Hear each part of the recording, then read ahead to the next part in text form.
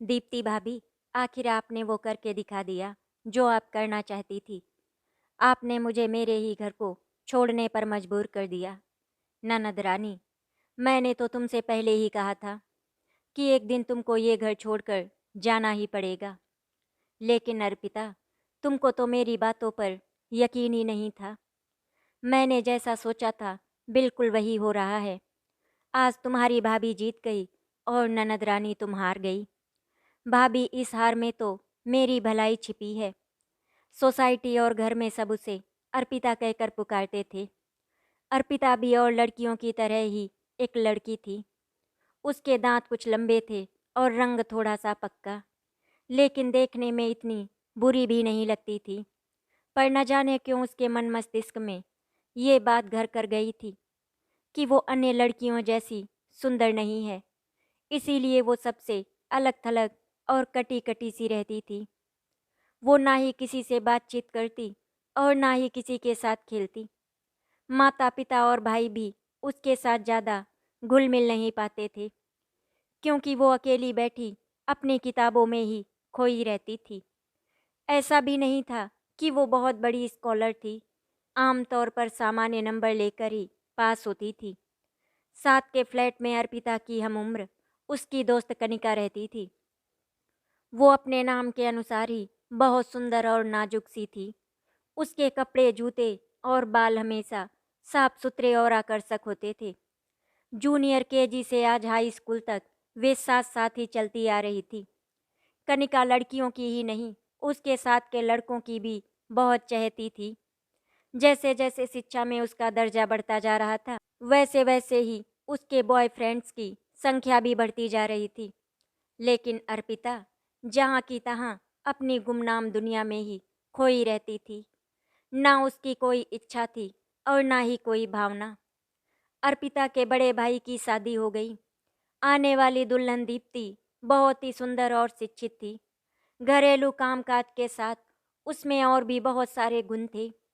कढ़ाई, बुनाई, drawing, painting तथा अभिनय और निर्देशन में भी वो बहुत ही अच्छी थी।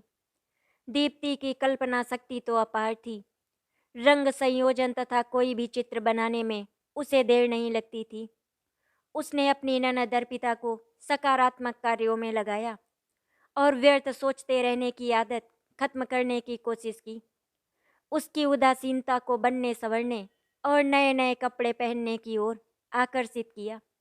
वो स्वयं भी नहा धोकर सजी धजी रहती थी और अर्पिता को भी प्रोत्साहित करती थी। परिवार के साथ उसका व्यवहार भी बहुत आदरपूर्ण तथा भावनात्मक था। उसने आते ही घर का माहौल एक प्रकार से स्नेहपूर्ण तथा बहुत ही मधुर बना दिया था। पड़ोस में रहने वाली कनिका की शादी हो गई। उसका पति भी उसी की तरह सुंदर, स्वस्थ तथा आकर्षक था। बैंक में पीओ की परीक्षा के समय दोनों की छोटी सी भेंट हुई थी, जो कि परीक्षा का परिणाम आने तक शादी के बंधन तक पहुंच गई। और वहीं शहर की अलग अलग शाखाओं में नियुक्त होने के साथ बैंक जाना और साथ रहना सोने पे सुहागा जैसा था। कनिका अपने माता पिता की इकलौती संतान थी। पति का घर भी पास था, इसीलिए उसे दसों दिशाओं में खुशी मिली थी। ग्रेजुएशन के बाद अर्पिता ने पढ़ाई छोड़ दी थी, इसीलिए घर वालों को उसकी शादी की चिंता सताने लगी थी। उसे देखने लड़के वाले आते थे, किंतु न जाने ऐसा क्या होता था कि हर बार निराशा ही हाथ लगती थी। किसी को लड़की पसंद नहीं आई तो किसी को अर्पिता ने खुद ही मना कर दिया। रिश्तेदारों के प्रयास और मैरिज ब्यूरो से भी बात नहीं बनी, तो अर्पिता के मन में भी ये बात बैठ गई कि उसकी शादी हो पाना मुश्किल है। उसकी शादी अब कभी नहीं हो पाएगी। तभी उसकी दीप्ति भाभी ने अपने पति को अनेक बार प्रेरित कर प्रयास किया कि किसी तरह अर्पिता की शादी हो जाए, लेकिन वो सफल नहीं हो पाई। धीरे धीरे करके इसी तरह से दिन गुजरते चले गए। अर्पिता के घर में एक नया मेहमान आ गया था। उसकी दीप्ति भाभी ने बहुत ही प्यारी सी एक बच्ची को जन्म दिया था। बच्ची के आने से पूरा परिवार खुश था।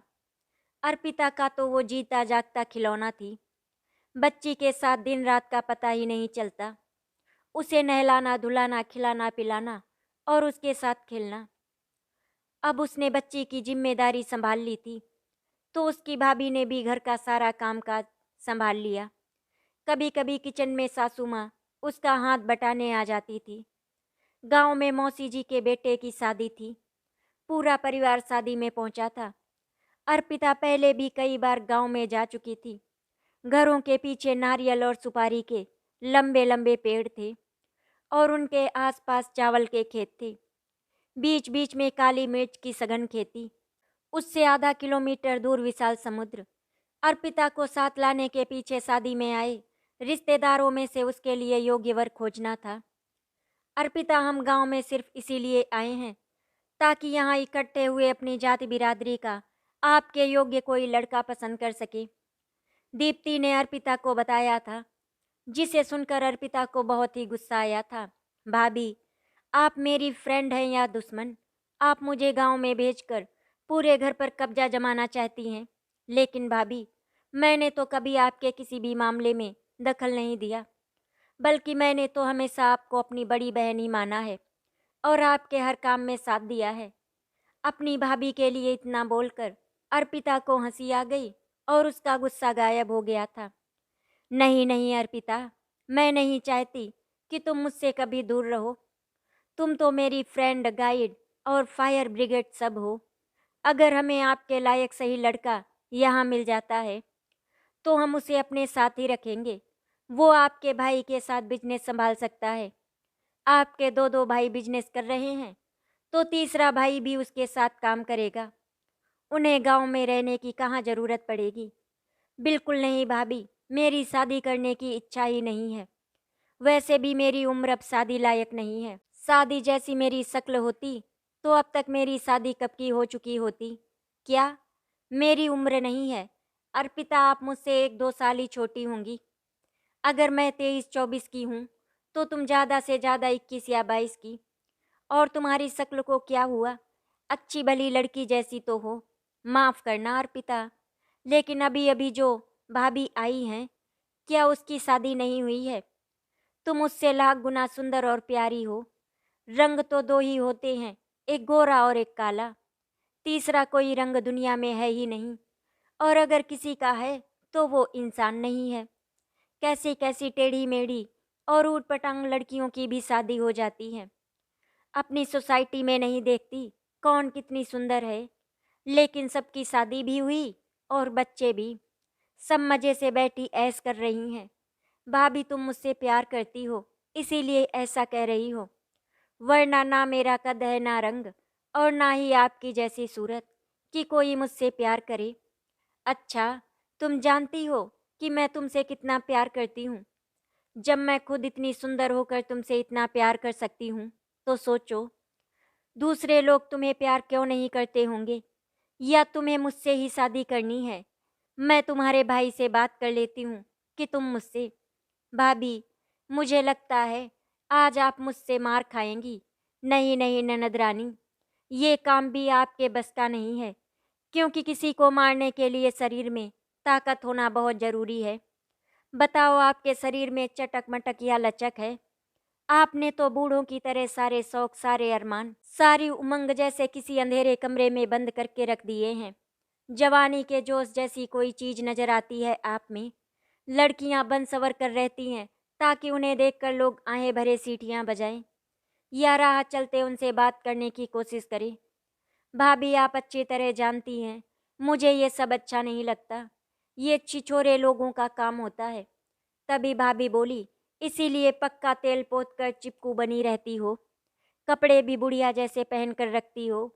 न जाने कौन से जमाने का फैशन है। आजकल लड़कियां मॉडर्न स्टाइल के स्लीवलेस टॉप और जीन्स प्लाजो पहनकर इठलाती हुई निकलती हैं। सड़कों पर आग लगाती चलती हैं। और एक तुम हो कि मैं क्या ही बताऊं। भाभी, ये सब पहनने के लिए आपके जैसा फिगर भी तो होना चाहिए। अट्रैक्टिव फीचर्स भी तो होने चाहिए। शरीर में चमक और फेस पर ग्लो भी तो ज़रूरी है कि नहीं? चाहिए तो सब कुछ, मगर ये सब आएगा कहाँ से? हाथ पैर आप हिलाती नहीं, घूमने आप कहीं जाती नहीं, सड़क पार्क में आपको डर लगता है, बैठी रहो फिर किचन में घुसकर। भाभी, तुम मुझे डांट रही हो? नहीं नहीं, मैं आपको सिर्फ समझा रही हूँ क्योंकि मैं आपसे बहुत प्यार करती हूँ और चाहती हूँ कि आपकी शादी हो और आपके नन्हे नन्हे प्यारे से बच्चे हों, जो आकर मुझसे कहें कि मामी चॉकलेट दो ना। ये संभव नहीं है मेरी प्यारी भाभी। क्यों संभव नहीं है? क्या तुम लड़की नहीं हो? क्या तुम थर्ड जेंडर में से हो? भाभी अब बस भी करो। ऐसा कुछ भी नहीं है, लेकिन मुझे डर लगता है। ये सब कैसे होगा? डर, डर तो सभी को लगता है, लेकिन मज़ा कितना है सोच कर देखो। खाली डर या तकलीफ ही होती तो लड़कियां घर बार मान मर्यादा छोड़कर नहीं भागती और ना ही माँ बनती। वो सब नहीं होता तो इतने सारे मैटरनिटी हॉस्पिटल ना खुलते और इस दुनिया का एक दिन द एंड हो जाता। भाभी अब तुम मुझे फंसा रही हो। नहीं अर्पिता, मैं आपको आपकी ज़िंदगी से रूबरू करवा रही हूँ। शादी के बाद देखना आपको कुछ और अच्छा नहीं लगेगा। माँ बाप भाई बहन खाना पीना घूमना फिरना कुछ भी अच्छा नहीं लगेगा। बस मैं और मेरे वो, बाकी दुनिया गई। भाभी आपको बहुत कुछ पता है। हाँ अर्पिता, मैंने बहुत कुछ सीख लिया है। आपके भाई ने मुझे मास्टर डिग्री जो दे दी है, कहाँ है डिग्री? ये क्या है आपकी गोद में जीती जागती डिग्री? लेकिन डिग्री लेने के लिए कई शास्त्र पढ़ने पड़ते हैं, रसायन मिलाने पड़ते हैं, रातों को जागकर कई प्रैक्टिकल करने पड़ते हैं, तब जाकर डिग्री मिल पाती है। अब तो मैं डॉक्टरेट करने की सोच रही हूँ। आप मेरी स्टूडेंट बन जाओ, मैं डबल मास्टर्स और डॉक्टरेट एक साथ हो जाऊंगी। विश्वास करो अर्पिता, मैं आपको ज़्यादा हैरान नहीं करूंगी। भाभी आप तो बहुत ज़्यादा समझदार हो गई हैं। आप बहुत ज़्यादा समझदार और प्यारी हो। सारे घर वाले इसीलिए आपसे बहुत प्यार करते हैं और तुम्हारी सारी बातें मानते हैं। तो अर्पिता, तुम भी मेरी बात मान लो और कल से मेरे साथ डांस क्लास ज्वाइन कर लो। 2 महीने में पेट और कमर की सारी चर्बी निकल जाएगी और आपके बाइसेप स्लिम होकर साइन करने लगेंगे मछली की तरह। चलो ठीक है भाभी, आज से मैं तुम्हारी स्टूडेंट हुई। जैसा तुम कहोगी मैं वैसा ही करूँगी। इसके लिए कोई फीस वगैरह देनी पड़ेगी क्या? हाँ, लेकिन उसे फीस नहीं गुरु दक्षिणा कहते हैं और वो एडमिशन के टाइम पर नहीं, फेयरवेल पर ली जाती है। गांव की शादी से निपटकर पूरा परिवार अपने घर लौट आया। अर्पिता के योग्य कोई लड़का नहीं मिल पाया। वे ढेर सारे सूखे नारियल और सुपारी लेकर घर आ गए। दीप्ति सुबह 6 बजे उठकर पार्क में सैर को जाती थी। वहां से आकर वो घर के जरूरी काम बड़ी फुर्ती से निपटाती और काम पर जाने वालों का नाश्ता और टिफिन तैयार करती। उसके बाद सासू माँ और अर्पिता को नाश्ता करवाकर स्वयं तैयार होकर ड्राइंग बुक लेकर रंगों और ब्रश से ऊंची उड़ान उड़ने की तैयारी करती। कुछ दिनों से अर्पिता ने भी अपनी भाभी के साथ बैठना शुरू कर दिया था। एक दिन उसने एक कश्ती का चित्र बनाया जो सूर्यास्त के समय समुद्र के किनारे पर खड़ी थी। कश्ती में ना कोई सवार था और ना ही कहीं दूर दूर तक कोई उसकी प्रतीक्षा कर रहा था। समुद्र में भी कोई हलचल नहीं थी। चारों ओर निश्चल शांत मौन पसरा था। दीप्ति चित्र बनाकर मुंह में ब्रश दबाए चित्र को गौर से देख रही थी। अर्पिता की समझ में कुछ नहीं आ रहा था। वो भी कश्ती को टुकुर टुकुर देखने लगी। बहुत सुंदर कश्ती है भाभी, अर्पिता ने कहा। है ना? हाँ भाभी, सचमुच बहुत ही प्यारी। लेकिन यहाँ इतना सुनसान क्यों है? ये तुम हो अर्पिता, जिसे ना किसी का इंतजार है और ना ही कोई उसका इंतजार कर रहा है। इसीलिए यहाँ कोई हलचल भी नहीं है। सब कुछ सुनसान निर्जीव सा है। लेकिन थोड़ी देर पहले जब तुम आई थी, कितनी चहल पहल थी यहाँ। बच्चे रेत पर भागे फिर रहे थे, नौजवान पानी में अंदर तक घुसे जा रहे थे। किनारे पर बैलून और फिरकी बेचने वाले नजर आ रहे थे। नारियल पानी और भुट्टा बेचने वालों की भीड़ नजर आ रही थी। उधर दूर क्षितिज की ओर देखो, समुद्र की लहरें कैसे एक दूसरे को पकड़ने के लिए ऊंची ऊंची छलांगे मारती दौड़ी चली आ रही थी। कितना उत्साह, कितनी उमंग और स्पर्धा थी इनमें। पैर उखाड़ देने वाली हवा भी उन्हें बैकअप करती हुई कितनी तेज चल रही थी। और सूर्यदेव अपने पूरे जोश में तपते और चमकीले नजर आ रहे थे। लेकिन अब सब शांत और मुरझाया सा लगता है, क्योंकि ये निर्जीव पड़ी कश्ती भावहीन और संज्ञाहीन हो चुकी है। इसमें ना कोई उमंग है और ना ही कोई तरंग। बताओ हलचल हो तो कैसी?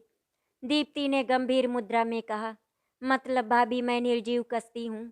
मैं भावहीन और संज्ञा विहीन हूँ। सच्चाई तो यही है, वरना आपके सामने फैला ये विशाल सागर क्या इस प्रकार शांत और निश्चल रह पाता? क्या इसमें तरंगे नहीं उठती? क्या ये हुंकार नहीं भरता और छटपटा कर तुम्हें आलिंगन में भरने को अपनी बाहें नहीं फैला देता? क्या तुम्हें आगोश में भरकर चूम ना लेता?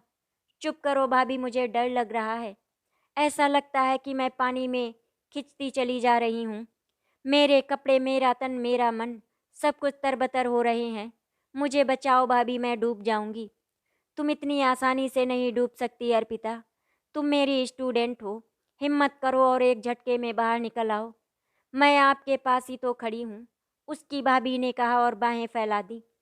अर्पिता के कपड़े और शरीर पसीने से भीगकर तरबतर हो गए थे और उसकी सांसें तेज तेज चल रही थी। यदि दीप्ति उसे अपनी बाहों में ना भर लेती तो निश्चित ही वो बेहोश हो जाती। भाभी ने उसे पानी पिलाकर बिस्तर पर लिटाया और एसी चलाकर उसके पास बैठ गईं। वो काफ़ी देर तक उसका माथा सहलाती रहीं। भाभी के कोमल स्पर्श से उसे बहुत आराम मिला और उसे धीरे धीरे नींद आ गई। दीप्ति उठकर अपने दैनिक कार्यों में व्यस्त हो गई। अगले दिन दीप्ति ने अर्पिता को सुबह 6 बजे जगाया और उसे पार्क में सैर के लिए ले गई। अर्पिता को भी सुबह की ताज़ा हवा में बहुत अच्छा महसूस हुआ। पार्क के ट्रैक पर 5 चक्कर लगाकर वो बैठ गई, लेकिन दीप्ति ने अपने नियमानुसार पूरी एक्सरसाइज की और ट्रैक पर 5 राउंड दौड़ भी लगाई। वो पसीने से नहा गई थी। उसका चेहरा लाल और गुलाब की तरह खिला हुआ था। उसने नेवी ब्लू कलर का ट्रैक सूट और कमर पर ऑरेंज कलर की ओपन शर्ट बांधी हुई थी। पैरों में नाइकी के स्पोर्ट्स शूज और सिर पर पोनीटेल बनाकर स्कार्फ पहना हुआ था।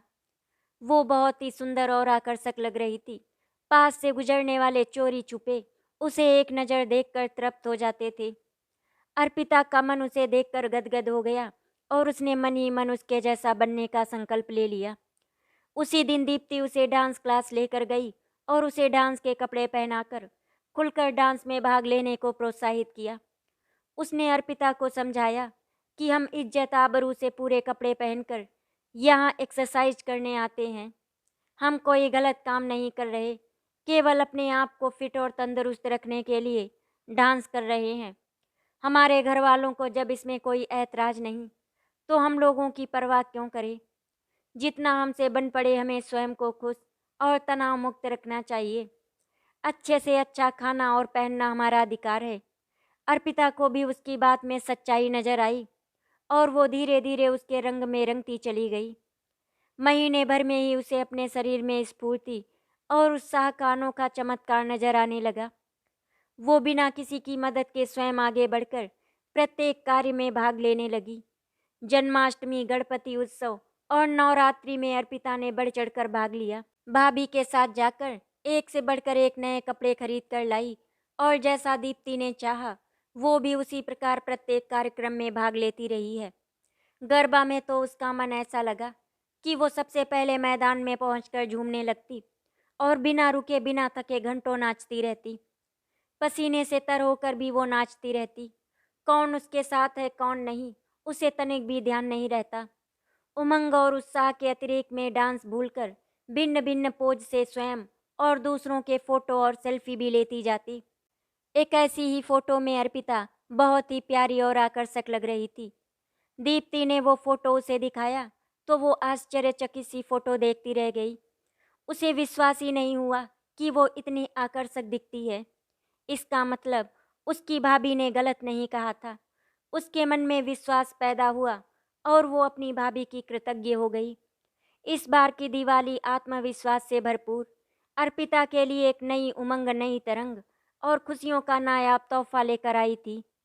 गुमसुम और बुझे बुझे मन से प्रत्येक त्योहार में सबसे पीछे रहने वाली अर्पिता घर की सजावट, कपड़ों की खरीदारी और मेकअप का नए से नया महंगा सामान लाने में अपनी भाभी की गाइड बनी हुई थी। क्यों अर्पिता, इस बार दिवाली कैसी लग रही है? मज़ा आ रहा है ना? पर्स भरकर नोट हो, दिल में खुशी हो और साथ में आप जैसी प्यारी भाभी हो तो दिवाली अपने आप रंगीन और झूमती गाती नजर आती है। तुम महान हो भाभी, सर्वगुण संपन्न। बचपन की सहेली कनिका दिवाली पर अपने पति के साथ माता पिता से मिलने आई तो अर्पिता का निखरा रंग रूप और उसका बदला व्यवहार देखकर बहुत खुश हुई। दीप्ति और उसकी बेटी से मिलकर भी उसे बहुत प्रसन्नता हुई।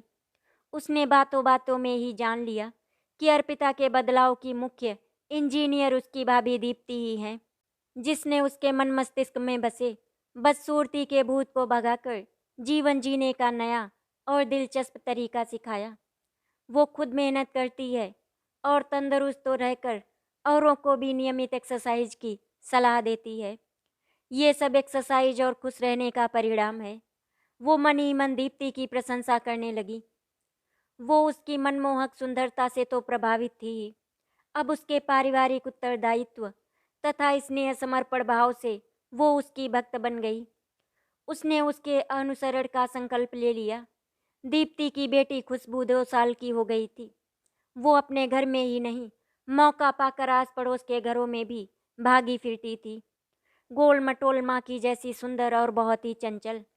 एक जगह टिकना तो उसने सीखा ही नहीं था और अपनी माँ की तरह बातें भी खूब करती। केवल एक बार उससे बात शुरू कर दी जाए फिर तो वो चाबी भरे खिलौने की भांति लगातार पटर पटर करती ही रहती। अर्पिता और कनिका दोनों उसकी बुआ थी और उन्हें खुशबू से प्यार भी बहुत था। इसीलिए कभी वो इस घर में और कभी उस घर में दौड़ी फिरती थी। कनिका को अभी मातृत्व का सौभाग्य नहीं मिला था, इसीलिए भी जितने दिन वो माँ के घर में रही केवल खुशबू के साथ ही खेलती रही। शाम ढलने लगी थी। खुशबू अपनी पड़ोस की बुआ कनिका के साथ उसके रूम में सोई थी। दीप्ति उसे खोजती हुई वहां आई और उसे गहरी नींद में सोई देखकर खड़ी रह गई। कनिका ने उसे संकेत से बैठने को कहा। वो उसके कहने पर बैठ तो गई, लेकिन बहुत चिंता में नजर आई। क्या हुआ भाभी, आप इतनी परेशान क्यों हैं? कनिका ने पूछा। अभी तो परेशान नहीं, लेकिन रात के लिए परेशान जरूर हो गई हूँ। क्यों भाभी, प्रतीक भैया बहुत तंग करता है क्या? नहीं कनिका, आपके भाई तो तंग नहीं करते, लेकिन आपकी लाडली दिन में ज़्यादा सो लेती है तो फिर रात भर नचाती रहती है। अगर ऐसी ही बात है तो खुशबू को मेरे पास छोड़ देना, मैं इसे संभाल लूँगी और तुम भाई को आराम से सुला देना। बात तो तुम पते की कह रही हो कनिका, लेकिन मेरे विचार से आपके भाई का नहीं, हमारे नंदोई आलोक जी का आराम और चैन देखती तो शायद ज़्यादा उचित होता। मेरे विचार से आप दोनों को आराम की ज़्यादा ज़रूरत है। हमें तो 2 साल में आदत हो गई है, लेकिन आप दोनों को अभी उतना एक्सपीरियंस नहीं है, इसीलिए मेहरबानी करके इसे उठा दो। वैसे इसके दूध पीने का समय भी हो गया है। भाभी, एक्सपीरियंस में आप हमसे बहुत ज़्यादा बड़ी हो गई हो। और हाँ भाभी, तुमने अर्पिता को कौन सा मंत्र दिया कि उसकी काया पलट ही हो गई? हम दोनों स्कूल से लेकर कॉलेज तक साथ पढ़ी और साथ साथ बड़ी हुई, लेकिन मैंने उसे कभी खुलकर हंसते भी नहीं देखा। वो न जाने कौन से अंधेरे में खोई रहती थी। लेकिन भाभी, जब से तुम आई हो उसका रंग रूप और चाल ढाल सब कुछ बदल गया है। आप मेहरबानी करके उसकी शादी भी करवा दो। कनिका ने बहुत ही श्रद्धापूर्वक कहा। तो आप क्या समझती हैं, मैंने इनकी शादी के लिए कोशिश ही नहीं की। आपके भाई को लेकर मैं मैरिज ब्यूरो तक गई, अर्पिता को लेकर उनके गांव गई, लेकिन गांव या शहर में उन्हें कोई लड़का पसंद ही नहीं आता। आप कोशिश करके देखो, आपके ऑफिस में इनके लायक कोई लड़का हो तो मुझे बताओ। मैं इनके भैया को किसी भी तरह मना लूँगी और झटपट शादी भी हो जाएगी। केवल अर्पिता की हाँ होनी चाहिए, बाकी सब इंतजाम हो जाएगा। मैं पूरी कोशिश करूँगी भाभी।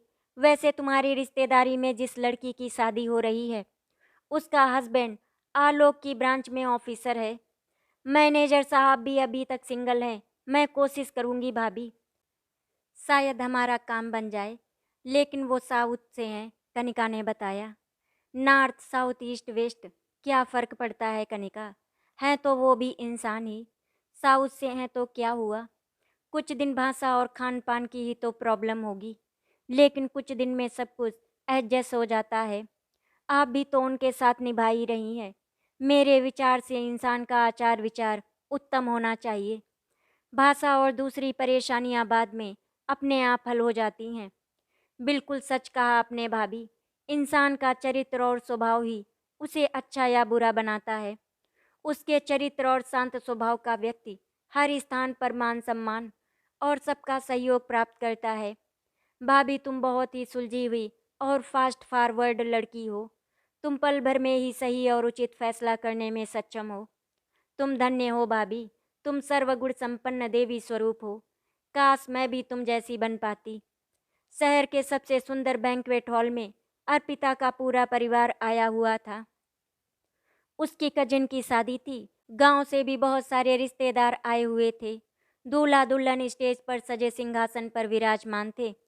लोग उन्हें बधाई और शुभकामनाएं देने गिफ्ट लिए कतार में खड़े होकर अपनी बारी का इंतजार कर रहे थे। हॉल में काफ़ी गहमा गहमी और चहल पहल थी। वेटर मेहमानों को स्नैक्स और कोल्ड ड्रिंक सर्व करने में और फोटोग्राफर फोटो खींचने में और वीडियो बनाने में व्यस्त थे। अर्पिता दूल्हा दुल्हन को बड़े ध्यान से देख रही थी। दीप्ति उसे एक और गुमसुम खड़ी देखकर उसके पास आई। क्या हुआ अर्पिता? अकेली चुपचाप खड़ी होकर क्या देख रही हो? भाभी क्या मैं मंजू से भी बुरी दिखती हूँ? बिल्कुल नहीं अर्पिता, किसने कहा? आपके मुकाबले तो वो जीरो लगती है। बुरा ना मानना अर्पिता, मंजू आपकी कजिन है, लेकिन ना ही शक्ल सूरत और ना ही कद काठी। कपड़े पहनने का तो जैसे सलीका ही नहीं है। शायद ब्यूटिशियन ने भी कोई ध्यान नहीं दिया। वेडिंग ड्रेस का ना कलर मैच करता है और ना ही पहनने का ढंग। और कपड़े भी बेचारे क्या करेंगे? पहनने वाले का फिगर भी तो वैसा होना चाहिए। ऐसा लगता है जैसे भैंस पर तिरपाल डाल दिया गया हो। आप तो उसके सामने परी लगती हैं। आप इतनी प्यारी लग रही हैं कि देखने वाला देखता ही रह जाए। चलो उधर माँ जी के पास चलते हैं। खुशबू उन्हें परेशान कर रही होगी, दीप्ति ने कहा और कुर्सियों पर बैठे अन्य लोगों की ओर बढ़ गई। वे उधर पहुंची तो माँ जी को परेशान देखा। खुशबू उनके साथ नहीं थी। वे इधर उधर उसे ढूंढने का प्रयास कर रही थी। अर्पिता भी इधर उधर देखने लगी। उसे खुशबू गेट की तरफ जाती दिखाई दी। भाभी आप बैठो, मैं उसे लेकर आती हूँ, अर्पिता ने कहा और गेट की ओर तेज कदमों से जाने लगी। दीप्ति ने भी खुशबू को देख लिया था। वो माँ जी के पास बैठ गई। गेट के बाहर जाती खुशबू को रोककर पीछे से आए एक व्यक्ति ने पूछा, आप किधर जा रहे हो बेटा? बाहर सड़क पर बहुत ट्रैफिक है, उसने कहा और उसे गोद में उठा लिया। आपके मम्मी पापा कहाँ हैं? उधर, उसने हाथ से बताया। तब तक अर्पिता वहां पहुंच चुकी थी। उसने हरे रंग की बनारसी सिल्क की लॉल बॉर्डर की साड़ी पहन रखी थी और कंट्रास्ट पीले रंग का ब्लाउज पहना हुआ था। शैम्पू से धुले चमचमाते खुले बाल उसकी कमर से नीचे झूलते भारी झरने से प्रतीत हो रहे थे। हाई हील सैंडल से उसका कद 4 इंच बढ़ गया था। हरी साड़ी और पीले ब्लाउज की आभा तथा माथे पर छोटी सी लाल बिंदी, श्याम वर्ण उसके चेहरे में कभी कान्हा और कभी राधा का आभास दे रही थी। खुशबू को गोद में लिए खड़ा व्यक्ति अर्पिता को अपलक देखता रह गया। खुशबू को लेने के लिए अर्पिता ने दोनों बाहें उसके सामने फैला दी।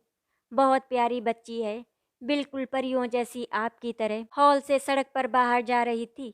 मैंने अकेले बच्ची को जाते देखा तो रोक लिया, उसने स्पष्टीकरण दिया। दीप्ति की नज़रें उधर ही लगी थी। वो लपक कर उनके पास पहुंची तो खुशबू ने अपनी मम्मी की ओर बाहें फैला दी। आप इधर उधर क्यों भागते हो बेटा? मम्मा ने कहा है ना कि बुआ के पास ही रहो, अकेले दूर नहीं जाते बेटा। व्यक्ति दोनों महिलाओं को टुकुर टुकुर देख रहा था। वो निश्चित नहीं कर पा रहा था कि उन दोनों में कौन मम्मी है कौन बुआ। तभी कनिका उन्हें देखकर अपने पति आलोक के साथ वहां पहुंची और उसने उन लोगों का परिचय करवाया। ये मिस्टर कुणाल मेरे ब्रांच मैनेजर हैं और ये मेरी फ्रेंड मिस अर्पिता शर्मा और ये हमारी प्यारी भाभी मिसेस दीप्ति प्रतीक शर्मा। ये परी दीप्ति भाभी की नटखट डॉल है जो एक जगह टिक कर बैठ ही नहीं सकती। Really see is very pretty. ये हॉल से बाहर जा रही थी, मैंने इसे रोक लिया। मैंने तो इसे इनकी बेटी समझा था। दोनों का फेस सेम टू सेम लगता है। व्हाट डू यू से मिसेज कनिका? मिस्टर कुणाल ने अर्पिता को देखते हुए कहा। आप बिल्कुल ठीक कह रहे हैं सर। सर खानदान का जीन्स तो एक ही होता है, इसीलिए इनकी शक्ल मिलना नेचुरल है, कनिका ने कहा। आप ठीक कह रही हैं मिसेज कनिका। तो आप इस लेडी के बारे में बात कर रहे हैं? यस सर, वो पारिवारिक लड़की है। हालांकि इसने मेरे साथ ही ग्रेजुएशन किया था, लेकिन इसके दोनों भाई अच्छे बिजनेसमैन हैं, इसीलिए नौकरी करना जरूरी नहीं समझा। खाता पीता परिवार है सर, इसे कहीं जाने की ज़रूरत ही नहीं पड़ी, कनिका ने बताया। तो किससे बात की जाए, या फिर आप ही सब सेटल करेंगी? नो सर, इसका भरा पूरा परिवार है। सबसे ज़्यादा हमारी दीप्ति भाभी का मेन रोल है। उनकी पारखी नज़रें दूर से ही सब नाप तौल लेती हैं। आइए मैं आपको बाकी सबसे मिलवाती हूँ। दीप्ति भाभी ने पिछले 2 साल में अर्पिता को पति की बहन नहीं, अपनी नादान बेटी मानकर संभाला था। उसने उसे अंधेरी गुफा से निकालकर रोशनी में आंखें खोलकर चलने से लेकर लोगों से बात करने, उनसे आगे रहने का हौसला दिया था। उसे दुनिया में जिंदा रहने का मंत्र दिया था। आज उसकी मेहनत साकार रूप से अवतरित होने जा रही थी, इसीलिए उसकी खुशी का पारावार नहीं था। उसने अपनी सासू माँ और पति के सामने वर वधू को एक साथ बैठाकर अनहोनी को होनी कर दिखाया था। अर्पिता की शादी का समाचार अन्य रिश्तेदारों को देकर सभी रिश्तेदारों को भी चकित कर दिया था और धूमधाम से शादी की तैयारियां करने की जिम्मेदारी बांटकर घर भर की खुशियों को चार चांद लगा दिए थे। अर्पिता अपनी भाभी की चतुराई और कर्मठता देखकर उसकी कृतज्ञ हुई जा रही थी। जाड़े के मौसम में अर्पिता की शादी बड़ी धूमधाम और भव्यता के साथ संपन्न हुई। गांव और शहर के सभी रिश्तेदारों ने इस शादी में बढ़ चढ़कर हिस्सा लिया। कनिका और उसके पति आलोक के सभी स्टाफ मेंबर्स ने शादी में खूब धूम मचाई, जी भरकर नाचे और नव दंपत्ति को ढेर सारे उपहार दिए। तीसरे दिन रीति रिवाजों तथा आवश्यक अनुष्ठानों के पश्चात नव दंपत्ति हनीमून के लिए स्विट्जरलैंड जाने लगे, तो घर परिवार के साथ साथ पड़ोसियों ने भी उन्हें मंगलमय तथा सुखद यात्रा की शुभकामनाएं दी। माँ और भाइयों ने अर्पिता को गले लगाकर आशीर्वाद दिया। दीप्ति भाभी की आंखों में खुशी और आनंद के आंसू तैर रहे थे। मिस्टर कुणाल ने सम्मानपूर्वक हाथ जोड़ दिए और अर्पिता ने भाभी के पैर पकड़ लिए, लेकिन दीप्ति ने उसे गले लगाकर चूमते हुए उसके कान में कहा, खूब इंजॉय करना और डिग्री लेने में पीछे मत रहना। लौट कर आओगी तो पूछूंगी सब कैसे हुआ और कितना डर लगा। जाओ ऐश करो, भाभी अब बस भी करो, और कितना मुझे ऐसे ही परेशान करती रहोगी।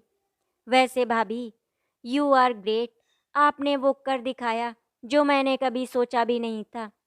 अर्पिता को सभी ने खुशी खुशी विदा कर दिया और अर्पिता भी गाड़ी में बैठकर अपने जीवन के एक नए अध्याय को जीने के लिए चल पड़ी। आशा करती हूँ आपको हमारी कहानी अच्छी लगी होगी। अगर आपको हमारी कहानी अच्छी लगी तो वीडियो को लाइक एंड शेयर करें, चैनल को सब्सक्राइब करें। वीडियो देखने के लिए आपका धन्यवाद।